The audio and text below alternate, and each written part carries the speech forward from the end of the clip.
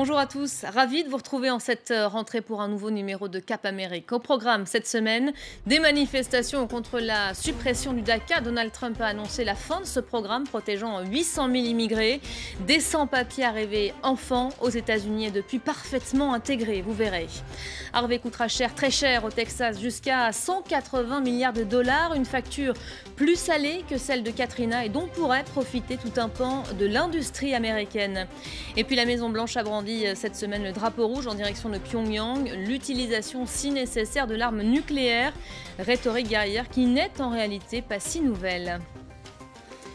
Mais tout d'abord, notre chiffre de la semaine, et il donne le tournis. 800 000 personnes vivant aux États-Unis vont vivre pendant les prochains mois dans la plus grande incertitude. On les appelle là-bas les Dreamers, ces immigrés arrivés en Amérique alors qu'ils n'étaient que des enfants, des jeunes hommes et femmes aujourd'hui parfaitement intégrés mais sans papier. Barack Obama leur avait d'ailleurs offert un statut particulier, les protégeant d'une éventuelle expulsion. Donald Trump a annoncé cette semaine la suspension du programme en question, le programme DACA. Il a offert au Congrès un délai de 6 mois pour pouvoir légiférer. En attendant, ce sont des centaines de milliers de personnes qui vont attendre d'être fixées sur leur sort. Portrait de l'un d'entre eux, c'est avec Nabia Makloufi. Comme chaque matin, Thomas consacre quelques instants à ses recherches. Ce jeune professeur prépare une thèse en chimie organique, une matière qu'il enseigne dans l'un des plus prestigieux lycées de Miami.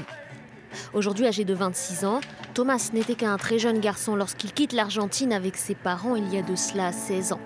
Sa vie, il l'a construite ici en Floride, mais son avenir est aujourd'hui suspendu à un trait de plume de Donald Trump.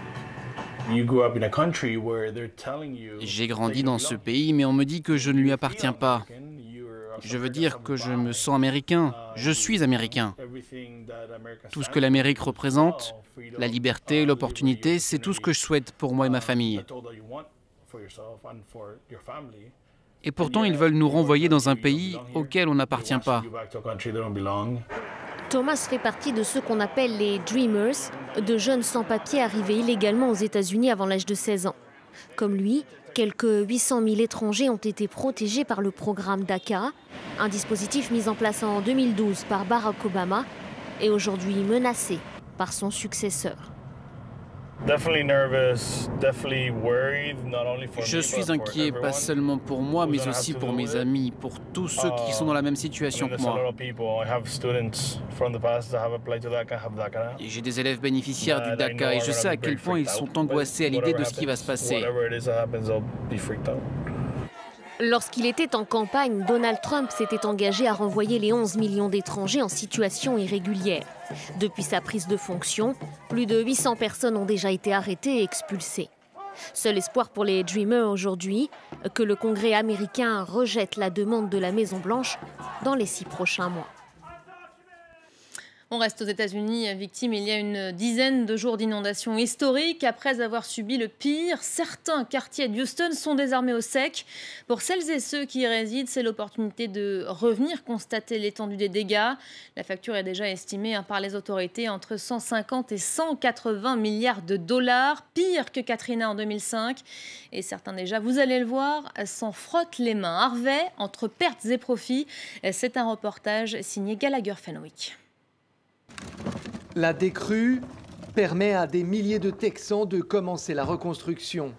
Une tâche intimidante pour de nombreuses victimes de la tempête Harvey. Cette catastrophe est aussi une opportunité commerciale pour certaines professions.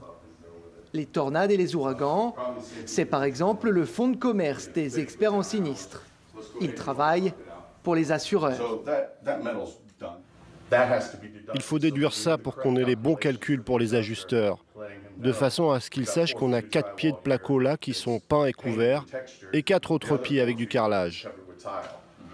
La logique paraît implacable, les sommes en jeu sont immenses pour Howard White. Il a eu peur de mourir pendant les inondations. Sa maison est méconnaissable. Il craint désormais de ne pas être dédommagé correctement. Je n'ai jamais eu affaire à des compagnies d'assurance pour quoi que ce soit. Et à ce niveau, je me sens totalement désemparé. Je ne sais pas par où commencer. Le nettoyage c'est l'autre grande part du gâteau. C'est là qu'entrent en jeu des entreprises qui débarquent des 4 coins du pays. Elles se disent spécialisées dans les travaux post-désastre. Embauche à la sauvette, rémunération au noir et démarchage agressif sont les clés du succès. Le chef de projet de la société qui intervient dans ce magasin nous explique son but. Repartir du Texas avec $1 million de contrat. Il dit déjà avoir une douzaine d'autres clients locaux comme celui-ci et à chaque fois la facture est impressionnante. À la louche, je dirais environ 30 à 50 000 $, ou quelque chose comme ça, juste pour notre partie du travail. La FEMA, l'Agence fédérale de gestion des urgences, distribue de l'aide. Son rôle est également d'éduquer les sinistrés sur les arnaques dont ils peuvent être victimes. Il y a des gens qui vont essayer de prendre l'argent de nos survivants. Nous, à la FEMA, on ne fait pas payer les inspections. Il faut faire attention aux entreprises privées qui vont essayer de vous prendre de l'argent. Attention à ces entrepreneurs en bâtiment spécialisés dans les travaux post-désastre. Certains sont malhonnêtes. Houston est la 4e plus grande ville du pays et un véritable poumon économique. S'assurer qu'elle reparte du bon pied est un besoin vital pour les États-Unis. Et dans la catégorie phénomène climatique hors norme, 7 ouragans d'une puissance rarissime, et ce sera notre image de la semaine. Voyez un peu son envergure. Irma, de la taille, dit-on, de la France. Il a frappé Saint-Martin et Saint-Barthélemy, avec sur sa trajectoire la République dominicaine, Haïti, Cuba ou encore la Floride. Aux Petites Antilles, le niveau 5 sur 5, violet donc, a été décrété, tout comme le confinement obligatoire de la population. Irma est l'ouragan le plus puissant de l'Atlantique jamais enregistré depuis 30 ans. Les faits de corruption toujours à la une au Brésil. Cette semaine, le procureur général a inculpé 2 anciens présidents. Lula da Silva et Dilma Rousseff sont poursuivis pour organisation criminelle visant à détourner des fonds de la compagnie pétrolière Petrobras. Des délits commis entre 2002 et 2016, a indiqué le parquet. Les sommes qui auraient été perçues illégalement pendant cette période s'élèveraient à près de 400 millions d'euros. Et puis, autre affaire, la police brésilienne a annoncé l'ouverture d'une enquête dans le cadre de l'attribution des JO 2016 à la ville de Rio. L'autre sujet qui a agité cette semaine le continent, et pas seulement, l'escalade entre Washington et Pyongyang. Après la réussite d'un tir d'une bombe H, Donald Trump s'est dit prêt, s'il le fallait, à recourir à la force suprême, c'est-à-dire à l'arme nucléaire. Une rhétorique pas vraiment rassurante, mais pas vraiment inédite. C'est ce que nous rappelle tout de suite Julien Cheida. Les forces des Nations Unies accentuent leur mouvement de repli au-delà du 38e parallèle. 1945. La Corée, jusque-là occupée par le Japon, est divisée en 2 après la défaite de l'Empire du Soleil Levant. Le Nord passe sous tutelle de l'Union soviétique, le Sud sous protection américaine. En 1950, en pleine guerre froide, le Nord, s'estimant le seul gouvernement légitime, envahit le Sud. C'est le début de la guerre de Corée. Déjà à cette époque, le général MacArthur menace d'envoyer le feu nucléaire pour en finir avec le conflit. Il sera finalement remplacé.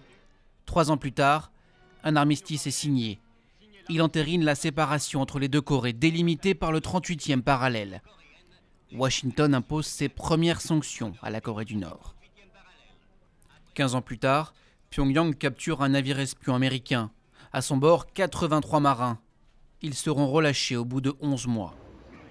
Depuis sa naissance, la Corée du Nord a toujours soufflé le chaud et le froid avec Washington.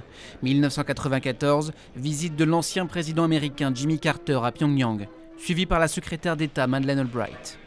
À cette même période, Kim Jong-il gèle le programme nucléaire nord-coréen en échange de construction de réacteurs civils et de livraison de pétrole. Washington allège ses sanctions. C'est la période de détente, qui ne durera qu'un temps. 11 septembre 2001, le terrorisme frappe les tours jumelles du World Trade Center. Devant le Congrès, le président George W. Bush part en croisade contre ce qu'il nomme l'axe du mal, les États détenteurs, selon les États-Unis, d'armes de destruction massive. L'une de nos priorités est d'empêcher les États qui soutiennent le terrorisme de menacer les États-Unis ou nos alliés avec des armes de destruction massive. La Corée du Nord est un État doté de missiles et d'armes de destruction massive, alors que ses citoyens meurent de faim. En réponse, la Corée du Nord qualifie le président Bush d'imbécile politique. En 2010, c'est l'escalade. Pyongyang a tourné le dos aux Américains et a déjà procédé à 2 essais nucléaires. En mars, une corvette sud-coréenne sombre, vraisemblablement torpillée par un sous-marin nord-coréen. 46 marins sont tués. En novembre, Pyongyang bombarde l'île de Yongpyong en Corée du Sud. Le président Obama dépêche sa secrétaire d'État Hillary Clinton pour calmer le jeu. Notre priorité, c'est de préserver la paix et la stabilité dans la région du nord-est de l'Asie et de la péninsule coréenne. Malgré les sanctions internationales, Pyongyang continue ses provocations et promet d'autres cadeaux aux États-Unis par la voix de son ambassadeur à l'ONU. Donald Trump, lui, a autorisé la vente d'équipements militaires au Japon et à la Corée du Sud. 2 pays sous protection militaire américaine depuis les années 50, mais qui semblent bien décidés à organiser leur propre défense. Allez, pour finir, prenez votre respiration et partez avec nous en apnée dans les profondeurs de l'île de Pâques. La zone entourant ce bout de terre emblématique accueillera bientôt la plus importante aire marine protégée d'Amérique latine. Lors d'une consultation populaire, les habitants de l'île chilienne ont voté en faveur de ce projet de sanctuaire où la faune et la flore, il faut le dire, ont bien l'air de se plaire. On va se quitter sur ces images qui font du bien aux yeux. C'est la fin de ce numéro de Cap Amérique. On se retrouve la semaine prochaine, même heure, même continent.